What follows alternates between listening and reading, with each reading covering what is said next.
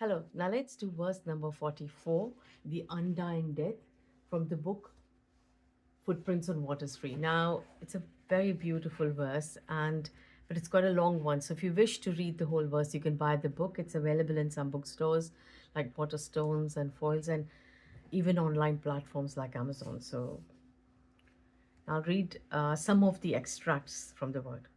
And it's in two parts, part one and part two. It's about a beautiful um, love.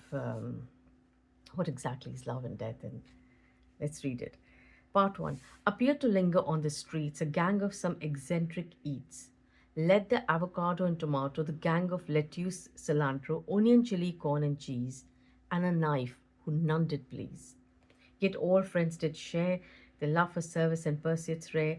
They worked in a stall during the day, devoted evenings to fun and play on their bikes, at reckless pace to seek excitement in the race. They raced and toppled at high speed until one of them did bleed. Adventure seemed their second name. Life for them seemed like a game. And of course, how they spent the day in cooking food. And the tomato's sweetheart was the knife, and rumors of their romance were rife. A peculiar tomato was he, viewed life as it is, free, grasped matters in humorous delight, was ever keen to give insight. The knife always stuck to the tomato, could not imagine life without her bow. From others she stayed distant, for she was rejected and condemned by the gang who felt that she could hurt just with her present skirt. Now, because it goes on, now this I'll read it. Once the cilantro, chili, and cheese, who were entirely displeased with the liaison, spoke in earnest, said the cilantro, in your interest, stay away from the one who can slay. Don't intentionally become her prey. We all enjoy adventure's thrill, but why adore the one who can kill? We don't want you dead, deceased, hastily interrupted Cheese. Added the chili, why don't you fear death? The tomato replied in single breath, depends who dies. What does it imply? If it's my landlord, the human sly, I would be thrilled, for he has no kin, so rent I won't have to pay therein. Then Wington said, with spare cash play, and treat you all with food's gourmet. Most of his friends laughed at his joke, while the chili chided her folk. Oh, chili, leave your spiciness, your earnest flawlessness. Come on, smile, don't be sad. Life isn't that serious or bad. On death, I will get posthumous fame, and as many a genius this make a name. Artists, scientists, the innovative, on demise their work is appreciated. Is not Van Gogh the perfect case for those whose work was later praised? For old is gold, the future bright. Ordinary is that which seems in sight. This is the mantra of the mind. So I'll be hailed when Caesar's Rhine for being intelligent and wise and ahead of time. High like the skies. Declared the tomato notes high, laughed at his friends now. Then he goes on to say, tell me, how can a dead man die? I've already ceased, gone by. You too die in sleep every day, or when engrossed in work or play. Apparent is this form's display, unreal the self that owns its play. So why grapple to hold on to an occurrence, evanescent, dream-like an appearance? And then, of course, he goes on, observe the natural around, the ephemeral is never crowned. The leaves and how the tails are the leaves are short-lived creatures, none weave tales, hold on to features of the parent form. Only personification seems to hold. And nothing does stay when you die, no wealth or wisdom worked as a lies. So why hold on to transient forms? Their names narrative seeming forms, and die when life still does perform as this alive, perfect form.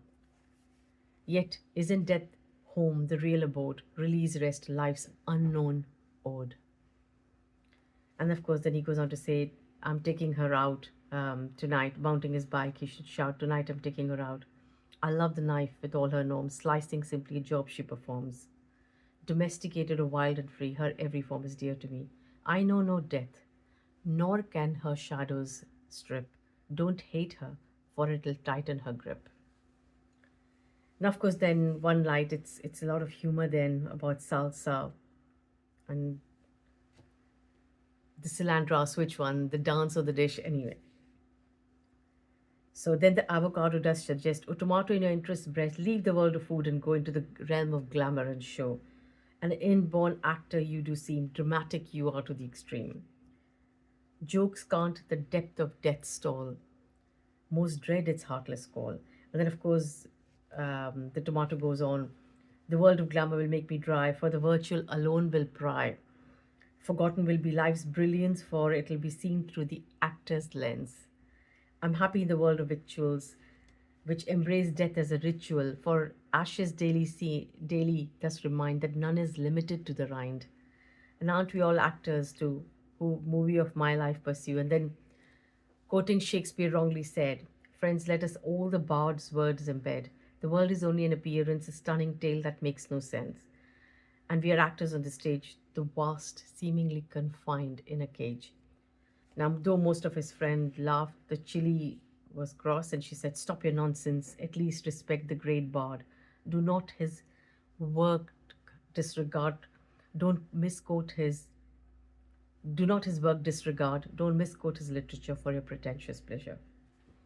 And then, of course, the tomato goes on to say, at the root of stress, death's fear, have you reflected what it is to die?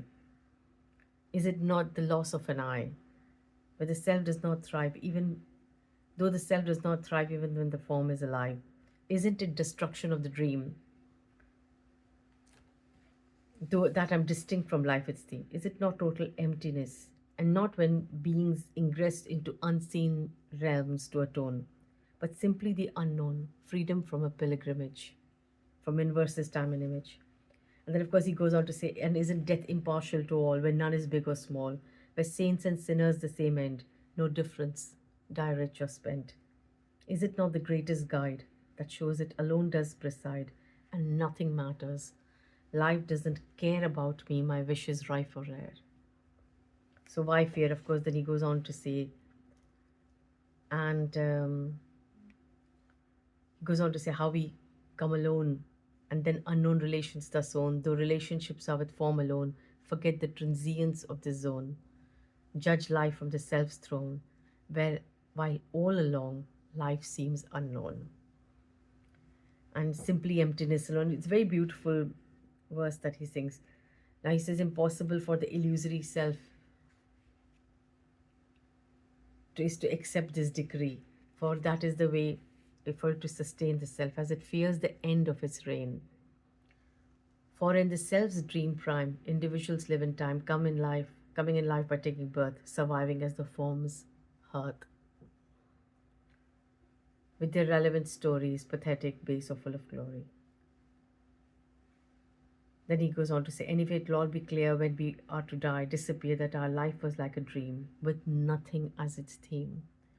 Unborn, undying presence, alone in appearance. Now, the part two is when